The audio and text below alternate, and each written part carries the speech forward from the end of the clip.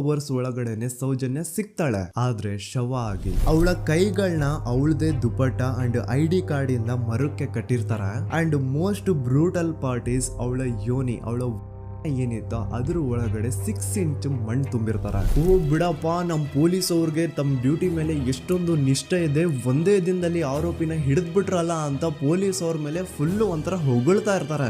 ಆದ್ರೆ ಪಾಪ ಜನರಿಗೆ ಎಲ್ಲಿ ಗೊತ್ತಿತ್ತು ಈ ಕೇಸ್ ನ ರಿಯಲ್ ಆರೋಪಿ ಬೇರೆ ಯಾರೋ ಇದಾರೆ, ಪೊಲೀಸ್ ಅವರೇ ಈ ಕೇಸ್ ನ ಮಿಸ್ಲೀಡ್ ಮಾಡೋದಕ್ಕೆ ಸುಮ್ನೆ ಸಂತೋಷ್ನ ಅರೆಸ್ಟ್ ಮಾಡಿದ್ದಾರೆ ಅಂತ. ಪೊಲೀಸ್ ಅವರು ಈ ಕೇಸ್ ಅಲ್ಲಿ ಕರಪ್ಟ್ ಆಗಿದ್ದಾರೆ, ಪೊಲೀಸ್ ಅವರೇ ಸತ್ಯ ಮುಚ್ಚಿಡ್ಲಿಕ್ಕೆ ಟ್ರೈ ಮಾಡ್ತಿದ್ದಾರೆ. ಹಾಗಾಗಿ ಈ ಕೇಸ್ ನ ಇನ್ಮುಂದೆ ಪೊಲೀಸ್ ಅವರಲ್ಲದೆ CBI ಅವರು ಇನ್ವೆಸ್ಟಿಗೇಷನ್ ಮಾಡಬೇಕು, ಈ ಕೇಸ್ ನ CBI ಒಪ್ಸಿ ಅಂತ ಅಗೇನ್ ಪ್ರೊಟೆಸ್ಟ್ ಗಳು ಸ್ಟಾರ್ಟ್ ಆಗ್ತವೆ. ಸೌಜನ್ಯ ಕೇಸ್ ಒಂದೇ ಅಲ್ಲ, ನಾರಾಯಣ ಹಾಗೂ ಯಮುನಾ ಕೇಸಲ್ಲೂ, ವೇದವಲ್ಲಿ ಕೇಸಲ್ಲೂ, ಆ ಬ್ಯಾಂಕ್ ಮ್ಯಾನೇಜರ್ ನ ಕೇಸಲ್ಲೂ ಹಾಗೂ ಪದ್ಮಲತಾ ಕೇಸಲ್ಲೂ ಸೀದಾ ಡೈರೆಕ್ಟ್ ಡೌಟ್ ಬರೋದೆ